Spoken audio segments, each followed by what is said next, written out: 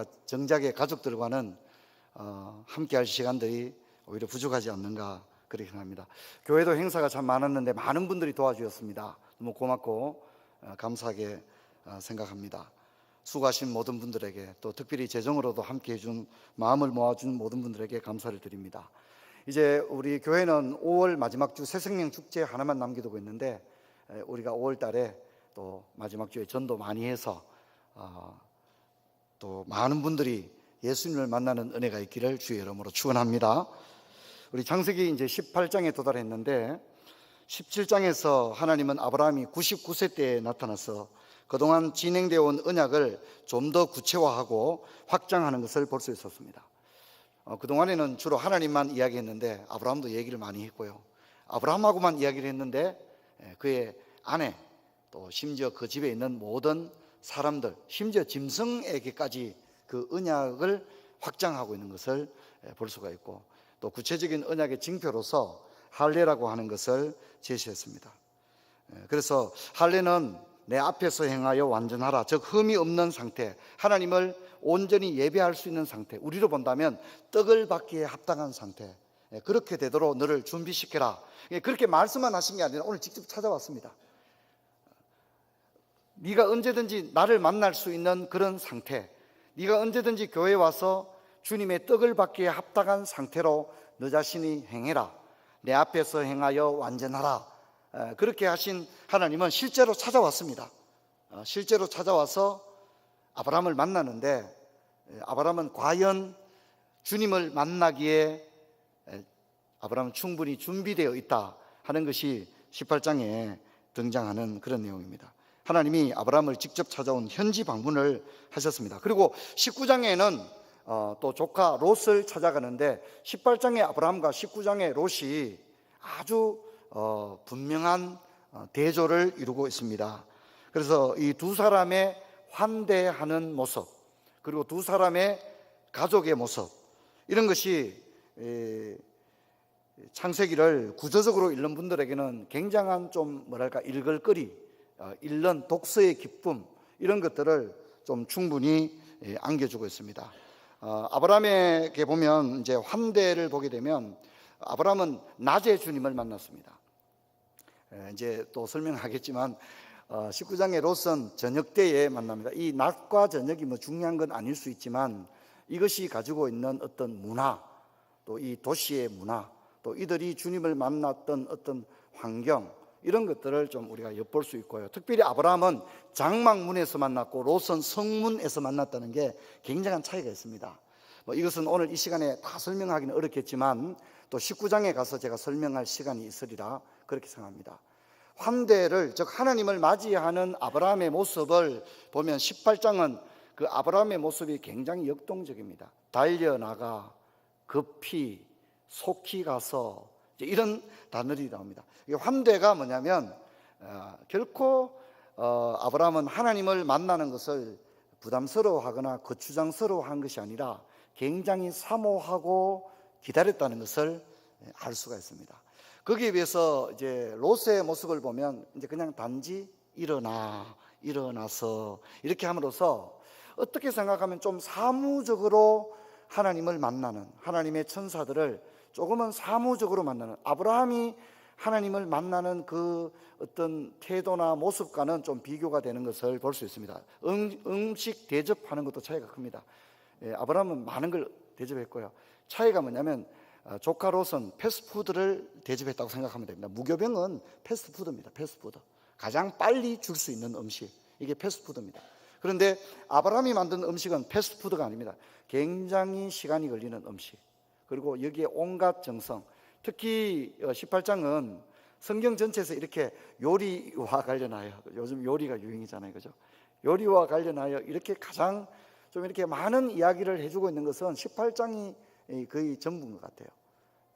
그래서 어쨌든 18장 이야기하려고 하는 이 아브라함의 환대, 저 대접이죠, 그죠? 이 대접은 최상의 대접이었다. 아브라함의 마음이 녹아나는 그런 대접이었다, 그렇게 생각할 수 있습니다. 이 18장과 19장은 가족들의 반응도 함께 이야기해 주고 있는데요, 이제 사라는 좀 웃었어요. 그렇죠, 그죠? 사라는 처음에 웃었어요. 그러니까 하나님이 왜 웃었느냐? 그러니까 아유 안 웃었는데요. 그러니까 네가 웃은 게 맞다. 그렇게 얘기하는데 전체적인 분위기는 사실 믿기는 쉬운 일이 아니죠. 그런데 사라가 하나님의 말씀을 수용하고 있다는 거예요. 적어도 그죠? 하나님의 말씀을 수용하고 있다는 겁니다. 사라가 어떤 신앙의 좋은 모범으로 이야기할 수는 없겠죠. 하나님 말씀하는데 막 웃고 이러니까. 그렇죠, 그죠? 그렇지만은 적어도 하나님께서 그런 사실 받아들이기 어렵죠. 여성이 이미 90세가 넘었는데 자녀를 가지게 된다는 것은 사실은 상식적으로 믿을 수 없는 일이잖아요. 하나님은 그런 사라를 이해하셨고, 또 하나님이 그럼에도 불구하고 내년 이맘때에 네가 아들을 낳을 것이다 라고 했을 때 사라가 웃었지만, 하나님께서 한 번 더 말씀했을 때 사라는 그게 어떻게 했다고? 적어도 수용했다는 겁니다. 우리 한번 따라 수용했다. 저는 이게 중요한 것 같아요. 하나님은 이 정도는 익스큐즈 해주는 것 같아요. 야, 너 왜 못 믿냐? 이렇게 막 나무라는 게 아니라, 때로 우리가 못 믿을 때도 있잖아요. 그렇죠? 우리가 믿음이 약할 때도 있잖아요. 그런데 하나님께서 네가 왜 웃었느냐? 그때 저 웃지 않았는데요. 아니다, 네가 웃었다 라고 말할 때 사라의 마음은 적어도 하나님의 그 말씀에 대해서 뭡니까? 수용하려는 태도를 가졌다고 우리는 판단할 수 있는 거예요. 여러분, 저와 여러분이 최소한 이런 자리에까지는 나갈 수 있기를 바랍니다. 아멘도 아끼지 마시고요. 오늘 제가 2부 설교가 전부입니다. 여러분 그렇게 하길 바랍니다. 목사님 설교가 마음에 안 들어도 진짜 저는 거기까지 갈 수 있을 필요가 있다, 그렇게 생각이 됩니다. 우리는 그런 태도들을 보는 거예요. 근데 이제 롯은 좀 다릅니다. 사위들이 그 말씀을 어떻게 농담으로 여겼더라고 그랬어요. 자, 사라는 그렇게 모범적인 신앙을 드러내지는 못했지만 결국은 사라의 몸에서 이삭이 태어납니다. 그렇죠? 그런데 롯의 가정을 보세요. 롯의 가정 어때요? 불신앙의 모습은 여전히 이 가정도 가지고 있어요. 이 가정의 문제도 불신앙의 문제예요. 특히 사위들을 등장시키는데 이 사위들은 하나님의 말씀을 어떻게 해요? 농담으로 여겼는데 그들은 완전히 구원에서 탈락됩니다. 그리고 또 더 중요한 것은 누가 나옵니까? 그의 아내가 나옵니다. 그의 아내. 성경에 롯의 아내는 이름도 아예 안 나옵니다. 그녀의 이름을 말하고 있지 않습니다. 그녀가 어떤 태도를 취했는지 우리는 알 수는 없지만 그녀가 소금 기둥이 되었다는 이야기를 통해서 그녀가 하나님의 말씀에 대해서 어떤 반응을 보였을 것은 독자들이 충분히 상상할 수 있는 부분이다 이거죠. 여러분, 저는 이 말씀을 우리가 마음에 깊이 새기기 바랍니다. 여러분, 이 아브라함 그리고 19장의 롯의 이 두 가정을 남의 이야기 하듯이 읽지 마시고 이것을 우리 가정에 한번 끌어와 보라는 겁니다. 이 말씀을 우리 가정에 끌어와 보라는 겁니다.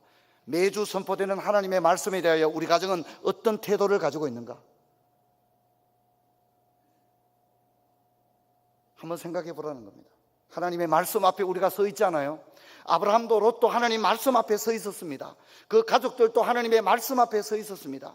그런데 그 가정들이 하나님의 말씀 앞에 어떤 반응을 보였었는가를 우리가 한번 우리 가정의 모습으로 한번 살펴볼 필요가 있지 않나 생각합니다.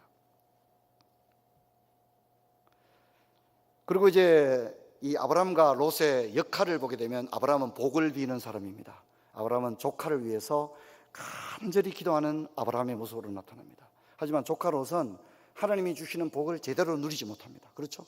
하나님이 주시는 그 복, 또 성경 우리가 19장에서 살펴보겠지만 하나님은 롯에게 기회를 많이 줬습니다. 진짜 회개하고 돌이킬 수 있는 기회를 수없이 주었지만 끝끝내 롯은 뭡니까? 그 기회들을 사용하지 않습니다. 여러분, 우리도 살아가다 보면 주님께서 우리에게 기회를 주실 때가 있습니다. 기회를. 우리에게 돌이킬 수 있는 기회를 주시거든요. 그런데 롯은 그 기회를 살리지를 못합니다. 저는 18장은 아브라함 스토리에서 굉장히 중요한 부분을 차지한다고 생각하는데, 여러분, 하나님께서 12장에 아브라함을 통해서 가진 그 비전이 18장에 와서 어떻게 구체화되는가를 18장이 보여줍니다. 아브라함을 복의 근원으로 삼고자 하는 하나님의 이 플랜이 18장은 어떤 식으로 성취되고 있는가를 우리에게 보여주는데, 18장은 두 개의 구조를 가지고 있습니다. 우리가 읽었던 것이 A에 해당합니다. 환대. 18장 1절부터 15절이 환대입니다. 환대. 하나님을 대하는, 하나님을 대접하는 이 환대를 오늘날로 보면 여러 가지로 설명한, 첫째는 예배가 될 수도 있고요, 또 다른 사람을 대하는 태도, 이런 것이 될 수가 있습니다. 두 번째는 우리 읽지 않았던 16절부터 33절에 나오는 아브라함의 기도, 축복으로 이야기할 수 있습니다. 환대 스토리 A와 축복 스토리 B라고 하는 두 개의 스토리가 18장을 이렇게 자리 잡고 있는데요, 이것은 모두 창세기 12장 2절과 3절을 증명하는 것이 됩니다. 창세기 12장 2절과 3절이 어떻게 아브라함에게 이루어졌는가를 18장이 우리에게 이야기를 해주고 있다는 겁니다. 창세기 12장 2절과 3절 우리가 같이 한번 읽어보도록 하겠습니다. 창세기 12장 2절과 3절. 내가 너로 큰 민족을 이루고 내게 복을 주어 내 이름을 창대케 하리니 너는 너를 축복하는 자에게는 내가 복을 내리고 너를 저주하는 자에게는 내가 저주하리니 땅의 모든 족속이 너로 말미암아. 특별히 3절에 내가 아브라함이 축복하는 사람을 내가 축복해주고 아브라함이 저주한 사람을 내가 저주하겠다, 이것이 18장에 와서 실제로 그대로 되는 것을 볼 수 있습니다. 아브라함은 이제 하나님이 꿈꾸는 아브라함으로 빚어져 가고 있고 세워져 가고 있고 그 면모와 성품과 인격과 역량이 갖추어져 가고 있습니다. 우리가 자녀를 향하여 가지는 비전과 동일합니다. 우리는 아이들을 태권도 학원을 보냅니다. 피아노도 가르치고 도서관에 데려갑니다.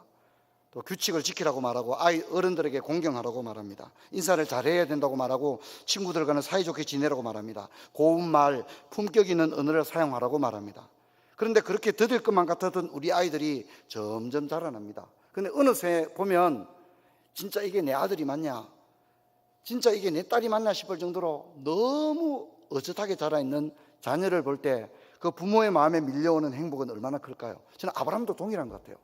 12장에서 하나님은 아브라함을 복의 근원으로 삼고자 했고 아브라함이 축복하는 자를 축복하고 아브라함이 저주하는 자를 저주하겠다고 했는데, 우리가 알다시피 아브라함은 참 아슬아슬하지 않습니까? 지금까지 독자들이 읽었던 아브라함의 이야기를 보면 아브라함은 좀 엉뚱한 데도 있고 또 생각지도 못한 행동을 막 하기도 하고 좀 아브라함의 살아가는 모습은 아슬아슬합니다. 하지만 분명하게 그는 자라나고 있었고 성숙해져 가고 있었고, 그리고 18장에 와서는 마침내 하나님께서 아브라함을 향해 가졌던 비전이 이렇게 이루어져 가구나 하는 것을 18장은 이야기를 해주고 있습니다. 하나님의 플랜 속에 하나님은 어떤 아브라함을 꿈꾸셨죠? 하나님은 그의 이름을 아브라함에서 아브라함으로 바꾸었습니다. 그는 이제 열방의 아버지가 될 것입니다. 왕들이 그의 허리에서 날 것입니다. 그는 하나님이 하려는 일, 영적인 일, 세상 사람을 구원하는 하나님의 일, 저 구원의 역사의 첫 번째 대상, 믿음의 조상이 되어질 사람이 바로 아브라함입니다. 물론 아직 아들은 태어나지 않았습니다. 그렇다면 아브라함은 어떤 사람이 되어야 되겠습니까? 그는 과연 큰 민족의 아버지가 될 자격을 갖추고 있어야만 했습니다. 여러 민족의 아버지, 즉 아브라함이 되기 위해서는 아브라함이 속 좁고 인정머리 없고 냉정하고 다른 사람을 전혀 배려할 줄 모르는 그런 사람이 되었어야 어떻게 아브라함이 되겠습니까? 내가 너를 이제부터는 아브라함이라 하리라, 여러 민족의 아버지가 되게 하리라, 열방의 아버지가 되게 하리라. 갈라디아서는 아브라함을 믿음의 조상으로 되게 하리라, 그렇게 이야기를 했지 않습니까? 그러면 아브라함은 그런 면모를 갖추어 가야만 했습니다. 그래서 아브라함이 축복하는 자를 축복한다면 아브라함이 먼저 축복의 사람이 되어 있어야만 하는 겁니다.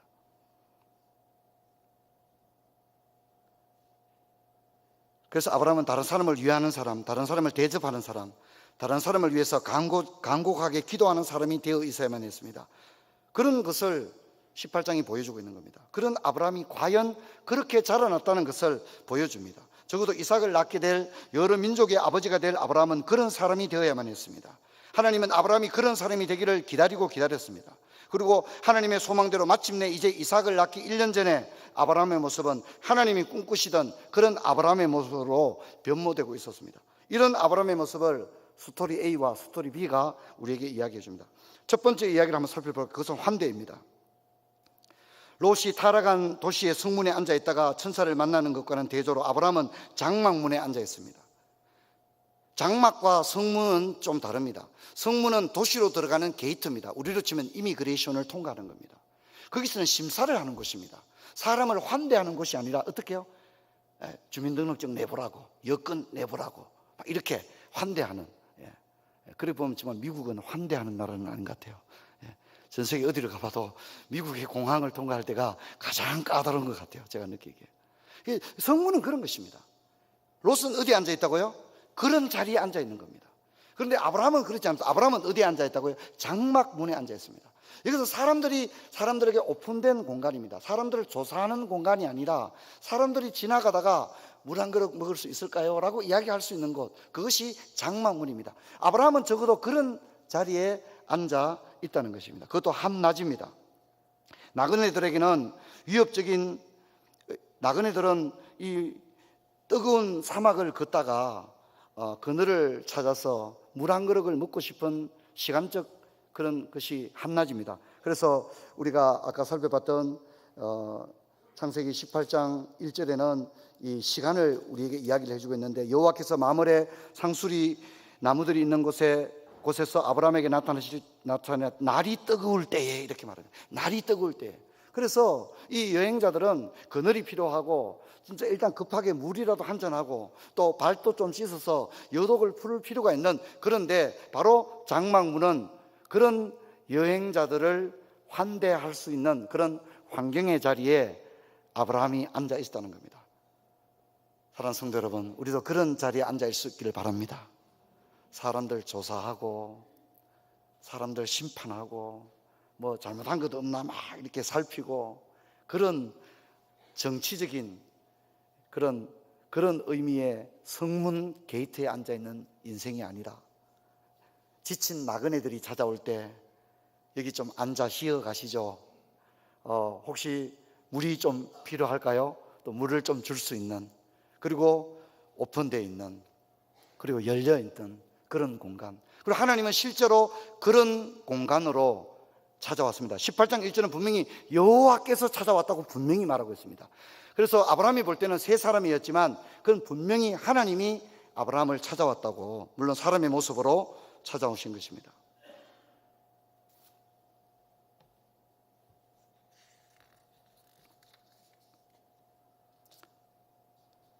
아브라함은 누구든지 만날 준비가 되어 있었고 누구든지 따뜻하게 영접할 준비가 되어 있었습니다. 그리고 2절을 보면 사람 셋이 맞은편에 서 있었다고 했는데 그들은 여행자였습니다. 아브라함은 이들을 보자마자 달려갔다고 말합니다. 롯이 의무적으로 일어나서라고 하는 모습과는 대조가 됩니다. 몸을 땅에 굽혀 자신에게 손대접할 기회를 달라고 말합니다. 아브라함에게 손대접, 이 환대는 성가신 일이 아니라 자신에게 복을 불러오는 일로 여기고 있는 것처럼 보여집니다. 그래서 아브라함은 매우 적극적으로 이 세 사람을, 여행자를 환대하고 있습니다. 물론 하나님입니다. 그런데 대화를 보면 여행자들은 아무것도 요구하지 않았는데 아브라함이 그들에게 필요한 것을 선제적으로 대접합니다. 물 달라고도 안 했는데 물을 드리고, 발을 씻어야 되겠다고 말하지 않았는데 발을 씻도록 하고, 좀 그늘에 앉으면 좋을 텐데 말하지 않았는데도 그늘에 앉도록 하고, 또 그들이 요구한 것 이상의, 처음에는 떡을 대접한다고 했는데 요리가 떡만 나온 게 아니었어요. 그렇죠? 훨씬 더 넘치도록 따르다 풍성한, 가분한 그런 손대접을 하는 것을 볼 수 있습니다. 6절을 보면 환대하는 아브라함의 태도를 볼 수 있는데, 그는 급히 장막으로 가서 아내에게 최상급의 케이크를 만들게 합니다. 고운 가루, 이것은 진짜 최선을 다해서, 이 무교병하고는 다른 겁니다. 무교병은 제가 아까 말씀했지만 진짜 그냥 주는 빵입니다. 누룩도 넣지 않고 그냥 막 주는 빵입니다. 하지만 아브라함이 아내에게 부탁한 이 빵은 최고의 케이크입니다. 최고의 케이크. 최상의 식재료를 사용해서 온갖 정성을 다해서 만드는 최상의 케이크, 떡을 만들어 줄 것을 이야기하고 있습니다. 그리고 그 자신 역시 이제 7절을 보면 아브라함은 아예 달려가고 있습니다. 그리고 기름지고 좋은 송아지를 잡아 최고의 스테이크를 만드는 것을 볼 수 있습니다. 그리고 여기 이제 엉긴 우유는 염소젖을 말하는데, 이게 이제 뭡니까? 가공된 우유 제품을 말하는 거죠. 그죠? 요즘으로 치면 요구르트라든가 그런 것에 해당이 되는데, 그냥 우유 한 잔이 아니라 유제품 가운데 유목민이 가지고 있는 그것이 우유지 않습니까? 그죠? 그래서 이 유제품으로 만들 수 있는 것 중에 당시에 최고의 귀한 음식, 그게 뭐냐면 엉긴 우유인데 이것이 염소젖입니다. 염소젖. 당시에는 유목민들에게는 그것은 최상의 음식으로 알려져 있습니다. 가장 좋은 음식을 유목민이었던 아브라함이 그것을 대접하고 있습니다. 그래서 이 장면을 히브리서는 부지 중에 천사를 대접했다, 그렇게 평가하는데요. 히브리서 13장 2절을 같이 읽어봅시다. 손님 대접하기를 잊지 말라. 이로써 부지 중에, 여기 이제 천사를 대접했지만 실상은 누구를 대접합니까? 하나님을 대접한 거예요. 실상은 하나님을 대접한 거예요.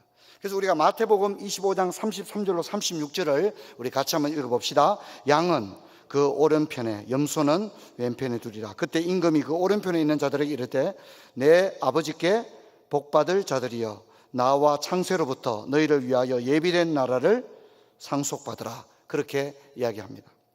그리고 내가 줄일 때 너희가 먹을 것을 주었고, 내가 목마를 때 마시게 하였고, 나그네 될 때 영접했고, 헐벗을 때 옷을 입혔고, 병들었을 때 돌아보았고, 옥에 갇혔을 때 와서 보았는데, 이러니까 이 의인들이 아유, 우리가 주님을 한 번도 만난 적이 없는데 어떻게 주님께 먹을 것을 줬습니까? 그때 예수님이 40절에서 이렇게 말합니다. 임금이 대답해 이르되 내가 진실로 너희에게 이르노니 너희가 여기 내 형제 중 지극히 작은 자 하나에게 한 것이 곧 어떻게 해요? 내게 한 것이다. 내게 한 것이다 하고 분명히 이야기하고, 성경은 소자에게 물 한 그릇을 대접한 것도 잊지 않겠다, 상을 잊지 않겠노라고 분명히 이야기함으로써, 성도 여러분, 환대는 거듭난 신자의 라이프 스타일입니다. 환대는 주님을 섬기듯이 물 한 그릇이라도 정성을 다해서 목마른 이들에게 물 한 그릇을 줄 수 있는 것은 주님의 마음인 줄 믿습니다. 이것은 거듭난 신자들이 가지는 독특한 생활 양식입니다. 참 그리스도인들은 반드시 이것을 어떻게 해요? 기쁨으로 한다는 겁니다. 반드시 기쁨으로 감당한다, 그렇게 이야기를 하고 있습니다. 이렇게 환대가 이루어지고 나서 10절부터 15절은 하나님이 아브라함에게 언약을 확정하고 있습니다. 너희는 이맘때 내가 반드시 올 것인데 사라가 아들을 낳을 것이다, 그렇게 이야기하고 있습니다. 여러분, 우리는 모든 사람에게 죽게 하듯 해야 합니다. 서로 사랑하고 존경하며 사랑과 선행을 격려해야 됩니다. 또 손대접하기를 힘써야 합니다. 우리가 또한 주를 믿고 아브라함의 자손이라면, 아브라함의 유업을 이을 자라면, 우리는 이 18장에서 아브라함이 18장 스토리 B는 기도하는 모습이지만, 기도하는 이야기를 스토리 A에 배치시킨 것이 아니라 무엇을 스토리 A에 배치시켰다고요? 손대접하는 것을 스토리 A에 배치시키고, 기도하는 것은 어떻게 해요? B에 배치시키는 것은 굉장히 의미가 있다고 생각합니다. 그러므로 우리의 신앙생활이 단순히 기도만 있다면 스토리 A는 없는 거죠. 나 40일 새벽 기도해요. 좋습니다. 그럼 스토리 A는 없는 겁니다. 기도하는 것이 매우 중요하고 소중한 일이지만 이것을 스토리 B에 배치시킨 것은 저는 매우 큰 의미가 있다고 생각합니다. 그리고 구약 성경도 동일한 논조를 가지고 있는데요, 참된 경건은 새벽 기도하는 거라고 말하지 않습니다. 참된 경건은 고아와 가부를 환난 중에 돌아보는 것이라고 분명히 이야기합니다. 가난한 자들에 대해서 안타까운 마음, 타자에 대한 인간으로서 가지는 존중의 마음들, 저 아픈 사람 어떻게 하면 좋으나, 저 낭패를 당한 사람 어떻게 하면 좋으나, 그런 것들. 저는 참 좀 마음이 아픈 게, 이번에 그 아프리카에 납치됐던 사람들이 구조가 됐잖아요. 그렇죠? 그 프랑스 대통령이 직접 나가서 맞았고, 물론 프랑스 특수군 군인 2명이 희생이 되었죠. 근데 저는 좀 그 뉴스를 보고 좀 실망스러웠어요. 프랑스 영상가 하는 분이 그렇게 얘기를 했더라고요. 책임을 물을 거라고 다 그렇게 얘기를 했더라고요. 왜 위험 지역에 들어갔는지 그 구출된 한국 여성에게 책임을 물을 거라고 그렇게 놨는데, 저는 이해를 하고, 책임은 천천히 물으면 됩니다. 그렇죠? 우리는 먼저 그가 살았다는 것에 대한 감사를 가지기를 바랍니다.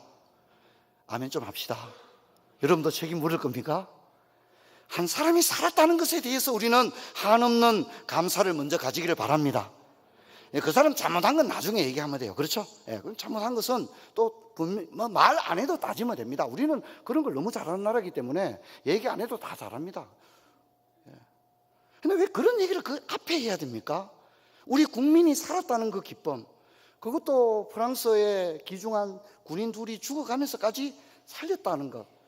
먼저 우리는 그러기에 대한 기쁨이 있어야 하는데, 그냥 뉴스도 길게 안 나오고 뉴스 딱 2줄 나오는데 왜 여행 금지 지역에 들어갔는지에 대해서 책임을 물을 거라고 딱 그렇게 딱 2줄로 나오는 거 보면서 이게 우리나라구나, 이게 내가 살고 있는 나라구나 하는 생각이 굉장히 들었습니다. 여러분, 잘못하면 우리나라는 법이 있고 이러니까 거기에 대해서 책임이 져야 될 부분은 지면 됩니다. 그렇죠? 또 국가가 우리가 잘못하면 구상권을 청구당하기도 하죠. 그건 다 하면 됩니다. 그러나 그 이전에 우리는 먼저 뭡니까? 우리는 인간입니다. 모두가 사람이고, 그렇죠? 그렇다면 그 사람이 살아났다는 것에 대해서 우리는 진짜 감사하고, 참 다행이다. 사연은 잘 모르겠지만 참 감사한 일이다. 여러분, 우리가 다른 모든 부분에 대해서도 그런 마음 가지기를 축원합니다. 아멘 좀 합시다. 할렐루야. 그런 사람이 되십시오. 교회 다닌다 그러면서 우리가 진짜 그런 사람이 되어야 되지 않을까요? 도무지 우리에게는 사람에 대한 사랑, 생명에 대한 사랑, 이런 것들이 너무 각박한 것 같아요. 너무 각박한 것 같아요. 일단 먼저 따지려고 듭니다. 잘못한 게 뭔지 벌써 따지려고 듭니다. 그런 모습이 바리새인의 모습이죠. 바리새인들도 그랬지 않습니까? 안식일에 예수님이 병자를 고쳤습니다. 그러니까 바리새인들이 뭐라고 합니까? 당신 다행이라고, 그동안에 얼마나 고생했냐고, 예수님이 참 나았으니 당신 이제 너무 좋겠다고 그렇게 얘기해 드는데, 전혀 그게 없습니다. 뭡니까? 이게 뭐 하는 짓이냐고, 안식일에 이런 거 하면 되냐고, 막 그런 얘기하고 있는 겁니다. 정죄하고 비판하고 따지고 규칙과 법을 들이대고. 여러분, 좀 너무 고통스럽지 않습니까? 우리가 그렇게 살아야 합니까? 법이라고 하는 것은 우리 사회를 질서 있게 조화롭게 가기 위한 최소한의 장치이지, 우리가 법을 위해 존재하는 건 절대 아닙니다.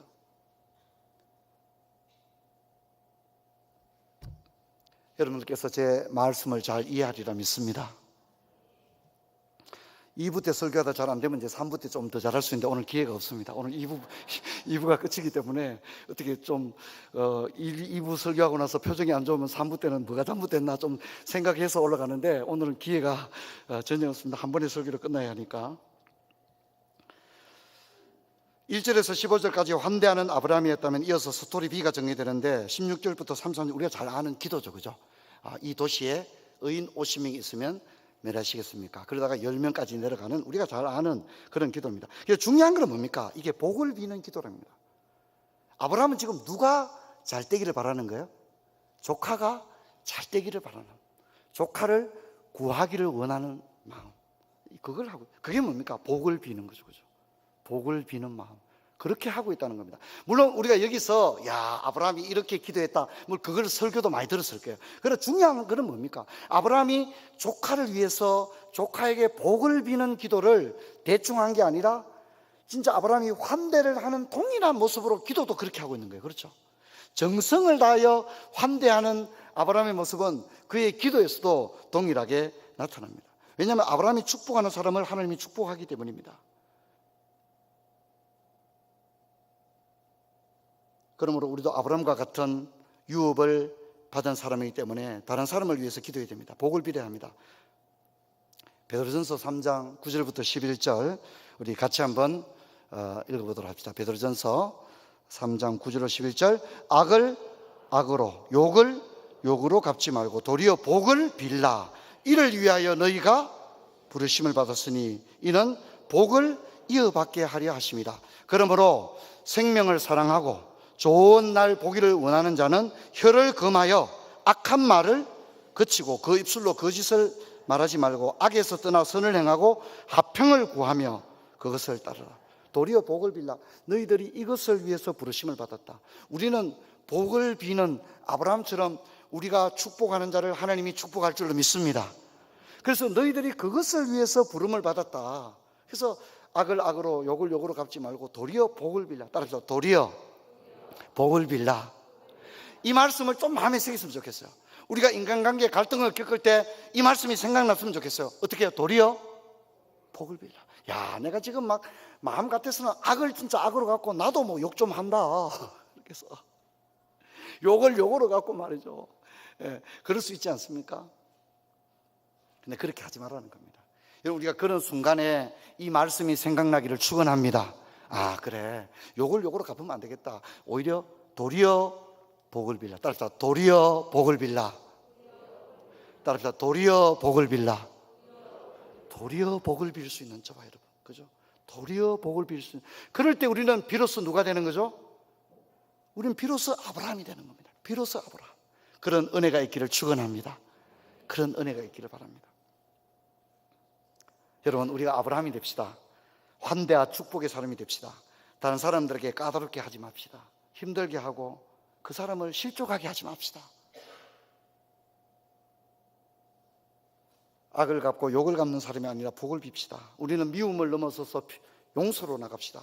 근데 내가 용서했다 하고 끝나면 안 돼요. 용서한 데서 또 좀 더 나갑시다. 용서했는 데서 뭡니까? 따라합시다. 복을 빌라. 용서만 해주고 돌아서지 말고 용서하고 또 어떻게 하라고요? 복을 빌어주고 오라는 거예요. 할렐루야. 아마 용서할게. 그걸 말고 용서해서 한 걸음 더 나가서 복을 빌어줄 수 있는, 복을 빌어줄 수 있는 데까지 우리가 나갈 수 있도록 그러면 좋겠습니다. 우리 모두가 아브라함입니다. 하나님이 꿈꾸던 아브라함의 모습이 18장에 어느 정도는 나온 것 같아요. 어느 정도는 나온 것 같아요. 저와 여러분도 하나님이 우리를 아브라함처럼 우리가 세워지기를 원하는 줄로 믿습니다. 그럴 때 하나님이 얼마나 기뻐하실까요? 하나님이 얼마나 흐뭇해 하실까요? 저와 여러분의 삶에서 오늘 우리가 이제 아브라함 이야기는 얼마 안 남았습니다. 이제 끝이 날 텐데 아브라함을 생각할 때 뭐 여러 가지가 너무 많아요. 하지만 오늘 이 18장의 두 가지의 모범, 환대와 축복, 환대와 축복, 이것을 기억하고 언제나 모든 사람에 대하여 죽게 하듯 섬기는, 그럴 때 주님이 천국에 갔을 때 고맙구나, 내가 헐벗을 때 입혀주었고 내가 목마를 때 마실 물을 주었구나, 주님이 그렇게 말씀하는 줄 믿습니다. 그래서 어려움에 당한 사람을 보면 주님이라고 생각하고 도와야 되는 거예요. 주님이라고 생각하고 돕고 환대를 베풀고 그리고 복을 비는 그런 저와 여러분 다 되기를 주의 이름으로 축원합니다. 자리에서 일어나겠습니다.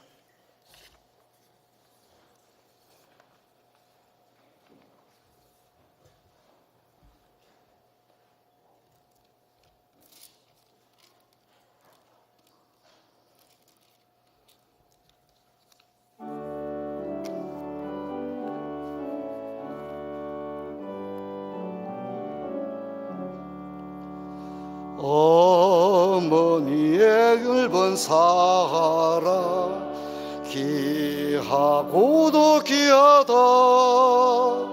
그 사랑이 언제든지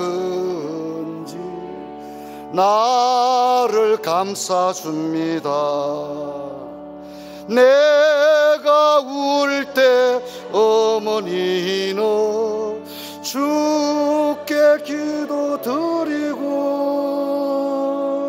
내가 기뻐 웃을 때에